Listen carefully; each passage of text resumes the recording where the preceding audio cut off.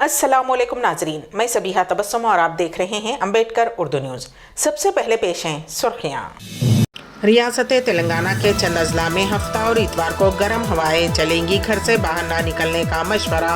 बस में एक खातून के बैग से 15 तोले सोने की चोरी, तेलंगाना के जगतियाल बस स्टेशन में वारदात। वजीर आजम नरेंद्र मोदी झूठों के सरदार, कांग्रेस सदर खड़गे का बयान। और 21वीं सदी के सबसे तबाहकुन जंग ने ग़ज़ा का नक्शा बदल कर रख दिया। और अब खबरों की तफसील। हैदराबाद के महकमे मौसमियात ने खबरदार किया है कि आइंदा 2 दिनों तक तेलंगाना के साथ हैदराबाद में गर्म हवाएं चलने का इम्कान है। उसके साथ साथ दर्जे हरारत में 2 या 3 डिग्री ज़्यादा होने का भी इम्कान है। रियासत में जुमा को दर्जे हरारत 43 डिग्री से ज़्यादा रिकॉर्ड हुआ है। लोगों को खबरदार किया गया है कि वो सुबह 11 बजे से शाम 4:30 बजे के दरमियान बाहर ना निकलें। लोग हंगामी सूरत हाल में बाहर निकलने के लिए एहतियाती तदाबीर इख्तियार करें। इतवार के बाद दर्जे हरारत में कुछ कमी का इम्कान है। आदिलाबाद, आसिफाबाद, निर्मल, कोत्तागुड़म, खम्मम, नलगुंडा, सुरियापेट, महबूबनगर, नागर कर्नूल, वनपर्ती, नारायणपेट और गदवाल अजला में हफ्ते को गर्म हवाएं चलेंगी। खम्मम, नलगुंडा, सुरियापेट, महबूबनगर, नागर कर्नूल, वनपर्ती, नारायणपेट और गदवाल में इतवार को लू चलने का इम्कान है। इस सिलसिले में येलो अलर्ट जारी कर दिया गया है। नीज़ इतवार को आदिलाबाद, आसिफाबाद, मंचिरियाल, निर्मल और निज़ामाबाद अजला में गरज चमक और तेज़ हवाओं के साथ बारिश का इम्कान है। स्टूडेंट्स इस्लामिक ऑर्गेनाइजेशन हल्के तेलंगाना ने रियासत भर में बेदारी और इसराइली मसनूआत के बायकाट की मुहिम चलाई। रियासत तेलंगाना के हज़ारों लोगों ने दस्तखत के ज़रिए इसराइली मसनूआत के बायकाट का अहद किया। जंगबंदी के लिए अक़वाम मुत्तहिदा की क़रारदाद के बाद भी मुसलसल हमले इसराइल के सफ़ाकाना और मुतकब्बराना चेहरे को ज़ाहिर करता है। यौमुल क़ुद्स के मौके पर SIO तेलंगाना मुतालबा करती है कि ग़ज़ा की नस्ल कशी के लिए जो भी मसनूआत इमदाद का सबब बन रहे हैं उन तमाम का मुकम्मल बायकाट किया जाए। फराज अहमद, सेक्रेटरी SIO तेलंगाना ने खिताब करते हुए कहा कि बायकाट करना ग़ज़ा में इसराइली मज़ालिम का रद्द अमल है। इसराइल की जानिब से बैनुल अक़वामी क़वानीन की खिलाफ वर्जी की SIO तेलंगाना सख्ती से मज़म्मत करती है और फ़लस्तीनी मज़लूमीन के साथ एकजहती का इजहार करती है। बायकाट करना इसराइल और उसकी पॉलिसियों पर दबाव डालने का एक इक़्तिसादी तरीक़ा है। SIO तेलंगाना तमाम शहरियों से बायकाट में शामिल होने और फ़लस्तीन के साथ इजहार एकजहती करने की अपील करती है। मरकज़ी हुकूमत ने हैदराबाद की BJP उम्मीदवार माधवी लता को Y+ सिक्योरिटी फ़राहम की है। मरकज़ी हुकूमत ने इस सिलसिले में अहकाम जारी किए हैं। मरकज़ी हुकूमत ने हैदराबाद पार्लिमानी हल्के को एक हसास इलाका करार देते हुए ये फ़ैसला लिया है। Y+ सिक्योरिटी में 11 जवान माधवी लता को सिक्योरिटी फ़राहम करेंगे। उसमें CRPF के 6 पर्सनल सिक्योरिटी अहलकार उनकी मुसलसल हिफाजत कर रहे हैं। उनकी रिहाइशगाह पर मज़ीद 5 मुसल्लह गार्ड सिक्योरिटी फ़राहम करेंगे। शादी की तकरीब में शिरकत के बाद वापस होने के दौरान एक खातून बस में 15 तोले तिलाई जेवरात से महरूम हो गई। तेलंगाना के जगतियाल टाउन के RTC बस स्टेशन में चोरी की ये वारदात पेश आई। बाज़ अफराद ने खातून के बैग से 15 तोले के तिलाई जेवर की चोरी कर ली। तफसीलात के मुताबिक मिटपल्ली टाउन से ताल्लुक़ रखने वाली खातून, जिसकी शिनाख्त मंगारानी के तौर पर की गई है, अपनी बेटी के साथ बेरपुर गाँव में शादी की एक तकरीब में शिरकत के बाद वापस हो रही थी कि उसके बैग से 15 तोले के तिलाई जेवरात की चोरी कर ली गई।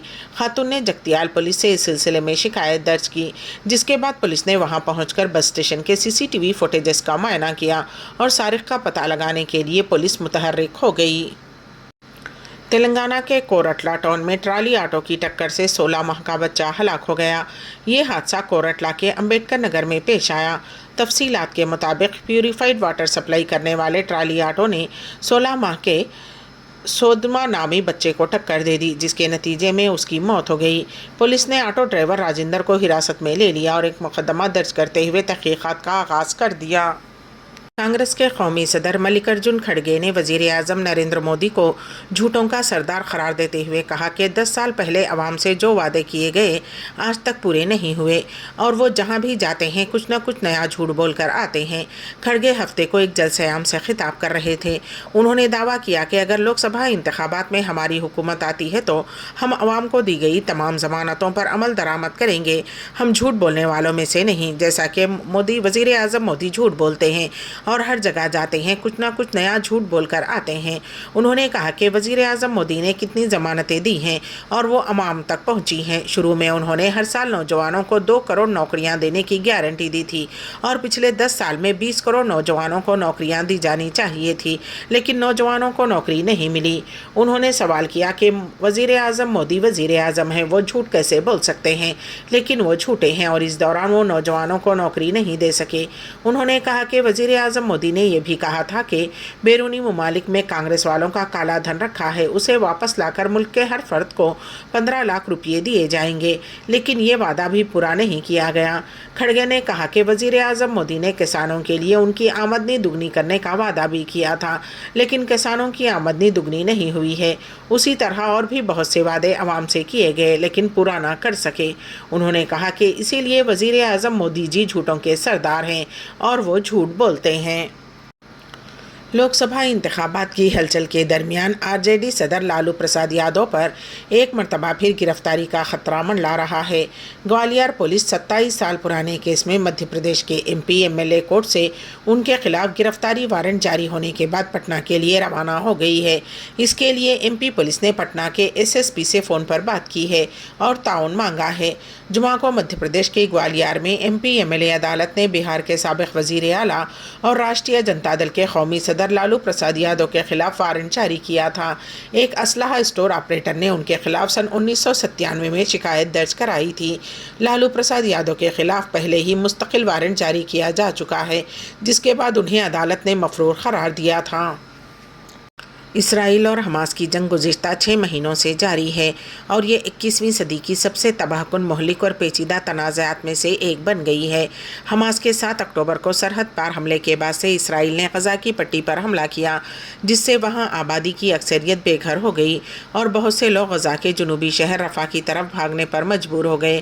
شمالی غزہ میں خوراک کی شدید قلت ہے۔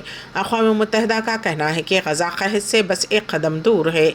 دریں اثنا اسرائیلی جارحیت حماس کو جھکانے اور توڑنے میں ناکام رہی ہے۔ حماس کی جانب سے غزہ سے اسرائیل پر راکٹ داغنے کا سلسلہ ابھی بھی جاری ہے اور حزب اللہ اور دیگر عسکریت پسند گروپ بھی جنوبی لبنان سے اسرائیل پر راکٹ برسا رہے ہیں۔